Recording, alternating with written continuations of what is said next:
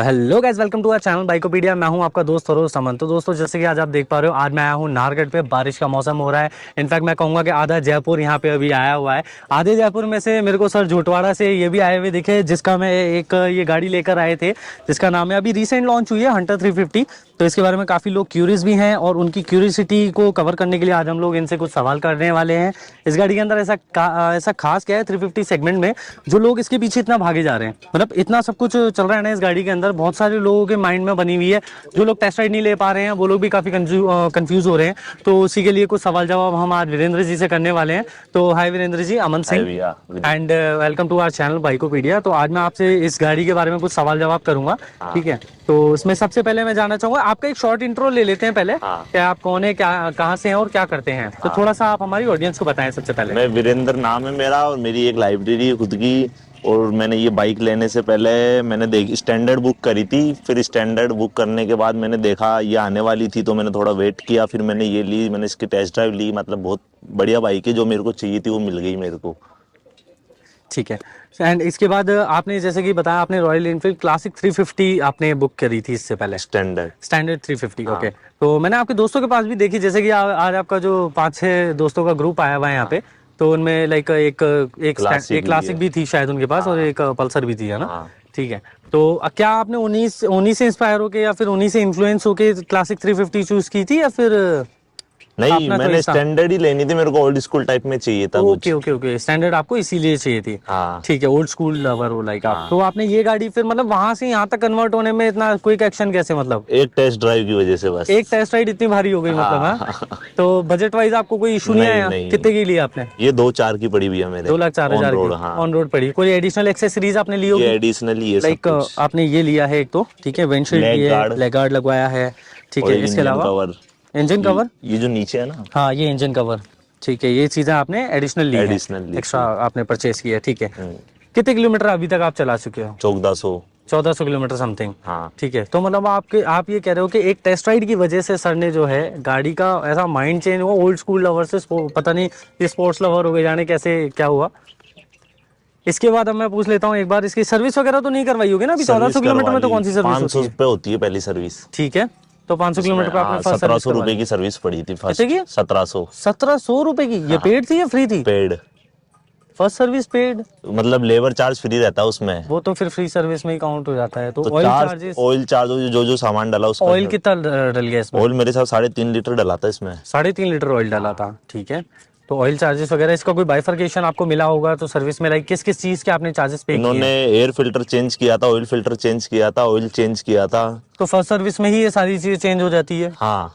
तो ये सभी गाड़ियों का होता है या फिर ओनली इसी गाड़ी का लिए है? नहीं, रॉयल एनफील्ड की जो भी कार बाइक है ना, उन सब में यही होता है। ठीक है। फिर अगली सर्विस 5000 पे आती है डायरेक्ट। ओके। हाँ, ये तो खैर मेरे फ्रेंड के पास भी है, और आपने भी अपने ग्रुप में पता किया होगा इसके बारे में, तो इतना तो बेसिक लगता ही है। तो आपने बताया 1700 रुपए कुछ। हाँ। तो 1700 कुछ रुपए की सर की पहली ही सर्विस जो है ऐसी पड़ी है इनको, 1700 रुपए की। लेकिन ये है कि अब जो है आगे के 4-4.5 किलोमीटर तक इनको राहत है। अब आपको कोई वो नहीं है, तो 1700 रुपए तो फिर ज्यादा मायने नहीं रखते। इनफैक्ट अगर मैं बताना चाहूँ कि जो एक बेसिक सर्विस मैनुअल होता है, उसके अंदर आपको 2000 किलोमीटर पे सर्विस करवानी रिक्वायर होती है, राइट? तो आपने 150 तक की भी कोई गाड़ी होगी, 200 सीसी तक की भी कोई गाड़ी होगी, तो अप्रॉक्सीमेट 2000 किलोमीटर पे लोकल मैकेनिक्स भी आप लोगों को गाइड कर देते हैं, एडवाइस कर देते हैं कि आप इसकी सर्विस करवा लो, ठीक है। तो 2000 के हिसाब से भी अगर देखूं तो आप तो मतलब प्लस में ही चल रहे हो। प्लस में यार। तो कोई दिक्कत ही नहीं है, ठीक है। ये रहा। एंड इसके बाद अब बात कर लेते हैं इसके सिटिंग पोस्चर के बारे में। तो सिटिंग पोस्चर में आप मुझे कुछ बता रहे थे, लाइक कंफर्ट नहीं मिल रहा है। ड्राइव करता उसके लिए तो बेस्ट कंफर्ट है, पर जो पीछे बैठता है ना उसके लिए बिल्कुल कंफर्ट नहीं है, ना पीछे कोई मतलब ग्रिपिंग बन पाती उसके। तो इसके लिए आप ग्रैब रेल लगवा सकते हो इसमें पीछे।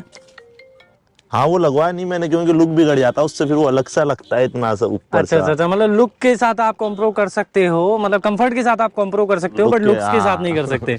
Is that what you saying, right? Yes sir. ठीक है। इसके बाद अब इसके टैंक वगैरह के, जैसे आपको जो पॉइस्चर जैसे आप बता रहे हो, जो सिटिंग पॉइस्चर आपका रहता है, उसमें कंफर्टेबल हो आप? मतलब जो गाड़ी चलाने वाला जो राइडर है वो कंफर्टेबल है, जो पिलियन है वो कंफर्टेबल नहीं है, राइट? Yes sir. ठीक है। इसके बाद जो लाइटिंग का एक्सपीरियंस है, जैसे कि मैं अभी इसके अंदर देख पा रहा हूँ, कंपनी ने इतना बढ़िया मॉडल निकाल लिया। इनफैक्ट ये टॉप मॉडल है, ये मेट्रो मॉडल है, राइट? इसमें दो मॉडल आते हैं गाइस, एक रेट्रो और एक मेट्रो, ठीक है। तो इसमें आपने जैसे ये टॉप मॉडल है, तो इसके अंदर वो वाली लाइट्स नहीं है, मतलब एलईडी लाइट्स नहीं है, राइट? एलईडी नहीं है इसमें, हैलोजन बल्ब्स है। तो इसके लिए आप क्या कहना चाहोगे? मेरे को तो वैसे खुद को चेंज ही कराना, मैं तो प्रोजेक्टर लगवाऊंगा आगे। प्रोजेक्टर हेडलैम्प लगवाओगे, क्या बात है। तो उसका बजट वगैरह कुछ बताओगे हमारी ऑडियंस के साथ, बजट कुछ शेयर करोगे? प्रोजेक्टर का करीबन 1700 रुपए का पड़ता है, जो पूरी लाइट प्रोजेक्टर आती है। तो वो डायरेक्ट आप रॉयल एनफील्ड से लगवाओगे या फिर? रॉयल एनफील्ड पे तो मेरे हिसाब से वो करीबन 3-4 हजार रुपए की है, ठीक है, तो आफ्टर मार्केट सस्ती पड़ेगी आफ्टर वो। मार्केट लगवाओगे आप, हाँ। ठीक है। तो आफ्टर मार्केट में गारंटी वारंटी से रिलेटेड भी तो कोई 1 साल की issues रहते वारंटी होंगे? गारंटी रहती है। बस इतना ही रहता है, हाँ। ठीक और है। एक इसकी जैसे कि आप ये देखोगे ना, छोटी छोटी चीजें, यहाँ पे गैप देखो, ऊपर नीचे हो रखा है, मतलब हाँ, यहाँ 3-4 पे मैं देख जगह पा है। रहा हूँ, ठीक है। मतलब इस साइड पे मैन्युफैक्चरिंग में गाइज मैं आप डिफेक्ट लोगों है को दिखा इसके देता कई हूँ। जगह। सर जैसा कि बता रहे हैं कि इस साइड पे आप लोगों को, इनको एक गैप आ रहा है, ये हेडलाइट और इसके बीच में, ये देखिए ये गैप आ रहा है, ये प्रॉब्लम आ रही ये है। सभी में, ये इसमें, ये इसी में नहीं, सभी अच्छा, में। और सारी ये ही लॉक हंटर्स में है। वाला, ये देखो, ये वाइब्रेट होता है। ये भी हिल रहा है।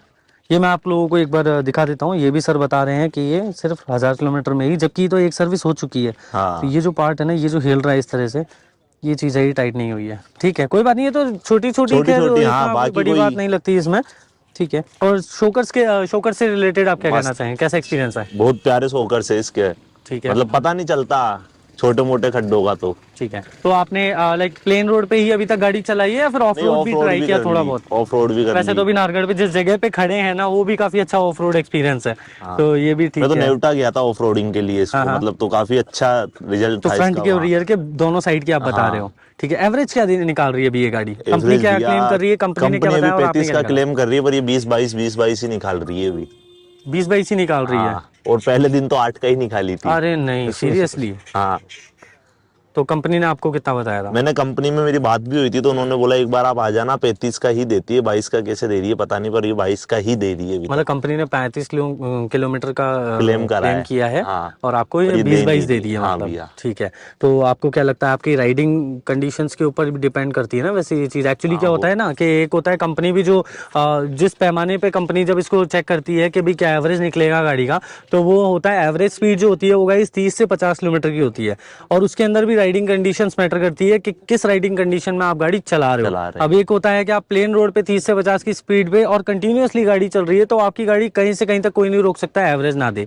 लेकिन जब उसी सिचुएशन में आप मतलब एक होता है, मतलब सिग्नल पे गाड़ी खड़ी है फिर भी आप एक्सेलरेट किए जा रहे हो, तो गाइस वो गाड़ी एवरेज कहाँ से देगी? तो वो एक बड़ा है। और उसके ऊपर भी मैं आप लोगों के लिए एक वीडियो जरूर लेकर आऊंगा, जिसमें मैं आप लोगों को बताऊंगा कि आपकी गाड़ी चाहे कोई सी भी हो, वो बेस्ट माइलेज कैसे दे सकती है, वो मैं आप लोगों को जरूर बताऊंगा उसके अंदर, ठीक है। तो माइलेज कंडीशंस आपने बताई, इसके अलावा ठीक है, इसके अलावा और बात करते हैं। वाइब्रेशन बिल्कुल नहीं है इसमें, मतलब स्टैंडर्ड में अपन लेते या क्लासिक लेते तो वो 100 प्लस जाने के बाद वाइब्रेशन करती है। इसको मेरी 130 चलाई हुई है, बहुत प्यारा रिजल्ट है इसका हाईवे पर। मैं नो तो पहले है ना, सबसे वाइब्रेशन। पहले आपको एक चीज़ की रिक्वेस्ट करना चाहूँगा, और मेरी ऑडियंस से, जो मेरी पब्लिक है, जो इतने लोग मुझे देखते हैं, इतना प्यार करते हैं, मैं आप सभी से एक ही बात कहना चाहूँगा, इतनी तेज गाड़ी चलाने की होती ही नहीं है। नहीं, हाईवे पे तो नहीं, चेक कर हाईवे सकते पे हैं भी ना। नहीं सर, हाथ जोड़ो सीरियसली, मतलब ना इतनी तेज गाइस नहीं चलानी चाहिए, नहीं, क्योंकि पूरे आपको हमेशा ये ध्यान में रखना होगा कि घर पे कोई इंतजार कर रहा है। आपका इतने तेज चलाने से आप ज्यादा से ज्यादा आधा घंटा पहले पहुंच जाओगे, 15 नहीं, मिनट पूरी पहले पहुंच एसेसरी जाओगे। वेयर कर रखी थी। सॉरी, पूरी एसेसरी वेयर कर रखी थी, लाइक आपने राइडिंग गियर्स राइडिंग वगैरह, गियर तो आपको वगैरह क्या सब। लगता है वो एक्सीडेंट से बचा सकते हैं आपको, या चांस कुछ भी रहती नेगेटिव है, है? चांस रहती है। अभी आपने देखा, अभी भी पूरे हेलमेट वेलमेट एकदम वेयर करके आए थे, बाकी आप यहाँ पे देखना 90% नहीं आपको। बॉस, फिर भी मैं एक एडवाइस ही दे सकता हूँ। देखो हाँ। ऐसा मैं आपको प्रेशर नहीं कर सकता, आपकी गाड़ी है, आप चलाने वाले हो, कैसे भी करो, कुछ भी करो, तब इसमें हम तो कुछ नहीं कर सकते। बट फिर भी जो है थोड़ा धीरे चलाया करो, थोड़ा नॉर्मल चलाया करो, नहीं, आधे मेरे को पौन घंटे टॉप का। स्पीड देखनी थी बस एक बार। ठीक है, बस वो एक ही बार था ना, एक ही आप थोड़ी बार, चेक हाँ, करोगे? नहीं, डन है एकदम, हाँ, डन। परफेक्ट है, कोई प्रॉब्लम नहीं आ रही, नहीं, ठीक है। सर्विस से रिलेटेड कोई फीडबैक आप देना चाहो? नहीं, सर्विस तो उन्होंने मतलब बहुत, जो उन्होंने टाइम बोला उसी टाइम पे दे दी थी। उन्होंने बोला, मैंने उनको 10 बजे बाइक दी थी, उन्होंने बोला 1 बजे अप्रोक्स मिल जाएगी आपको, 12:30 कॉल आ गया और था डिलीवरी से रिलेटेड आपको कोई डिले हुए किसी भी तरह के? नहीं नहीं, शोरूम का कैसा एक्सपीरियंस है? मस्त। शोरूम में जब आपने जब आपने ये बाइक परचेज करी थी, हाँ। तो शोरूम से रिलेटेड आप कोई फीडबैक शेयर करना चाहो? क्योंकि हो सकता है, देखो हमारा ये वीडियो रॉयल एनफील्ड वाले भी देख रहे हो, तो अगर आपके कुछ इंप्रूवमेंट पॉइंट्स अगर वो इंप्रूव कर सकते हैं तो वो नहीं, डेफिनेटली। वैसे कोई दिक्कत ही नहीं आई थी। कोई दिक्कत नहीं आई थी, मतलब सेल्स और सर्विस दोनों परफेक्ट है, दोनों कोई best दिक्कत थी, नहीं है, हाँ। ठीक है। व्हीकल को 1 से 5 स्टार में क्या रेटिंग करोगे? 1 से 5, 4। 4 स्टार? कहीं ना कहीं 1 स्टार की कमी है, हाँ। जान सकता हूँ क्यों? एक तो पीछे कंफर्ट के लिए, ठीक है, और एक इसके 3-4 पार्ट है, वो जो भी मैंने आपको बताया उसकी वजह से। ठीक है। तो ये और कुछ ऑफ रोडिंग में इसकी ब्रेकिंग मतलब प्रॉपर काम नहीं कर पाती, जो करनी चाहिए, जो हाईवे पे करती है। बस तो इसी हाईवे वजह का से एक्सपीरियंस भी तो अलग है, रोड कंडीशंस वही वाली ब्रेक बात है, लग नहीं पाते ना लग नहीं पाते। ठीक है, तो मतलब ये कुछ कमियां हैं जो सर ने हमारे को बताई है। एंड इसके अलावा भी और कुछ आप बताना चाहेंगे?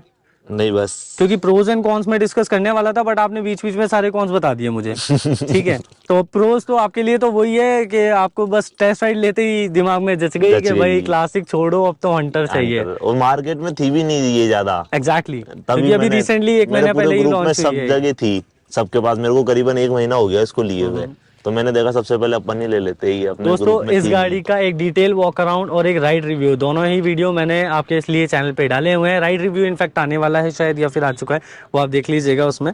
और वॉक अराउंड जो है मैंने इस गाड़ी का डाला हुआ है, तो आप डिटेल में उसको जाके चेक कर सकते हैं। इस गाड़ी में स्पेसिफिकेशन वाइज क्या क्या चीज़ें हैं और क्या क्या नई नई डिटेल्स इसमें आई है, तो सारी चीज़ आपको डिटेल में मिल जाएगी। और इसके बारे में और कुछ बताना चाहेंगे? और तो बस बेस्ट बाइक है, क्या बात है। 350 चलो, सीसी में। मतलब इसका मतलब सही एक्सपीरियंस हाँ जा रहा है आपको। बजट बाइक में ये सही है एकदम, हाँ इस बजट सेगमेंट में ये बाइक बिल्कुल हाँ, इस परफेक्ट बजट है। में तो बेस्ट अगर बाइक आप ही है। सजेस्ट करना चाहोगे तो क्या आप 350 सजेस्ट सीसी। करोगे? हाँ बिल्कुल, हंटर ही लेनी चाहिए। 350 सीसी तुम्हें पहली बात तो 2,04,000 में कोई सी भी बाइक नहीं मिलेगी। 350 सीसी में बिल्कुल अगर आपको स्टैंडर्ड मिलती है तो उसका अलग टेस्ट है, इसका अलग टेस्ट है। बिल्कुल, वो अलग मॉडल है, ये अलग मॉडल है, हाँ, राइट। ये थोड़ी स्पोर्ट्स टाइप कंपेयर में नहीं भी कर है। सकते इसको, हाँ कंपेयर नहीं कर सकते एक दूसरे से। बिल्कुल, यूसेज अलग अलग है दोनों के, दोनों के। दोनों का अलग अलग, मतलब एक एज ग्रुप भी दोनों के लिए अलग अलग ही हो गया एक तरह से देखा जाए तो। बिल्कुल। ठीक है, तो दोस्तों ये था आज विजेंद्र जी के साथ हमारा एक छोटा सा इंटरव्यू राउंड। उम्मीद करता हूँ आपको हमारा ये वीडियो पसंद आया होगा। अगर आपको ये वीडियो पसंद आया तो प्लीज इस वीडियो को लाइक करें, कमेंट सेक्शन करें। में अपनी राय बताएं, साथ ही साथ अपने दोस्तों के साथ शेयर करना ना भूलें। तो मिलता हूँ दोस्तों आप लोगों से नेक्स्ट वीडियो में। Thank you so much.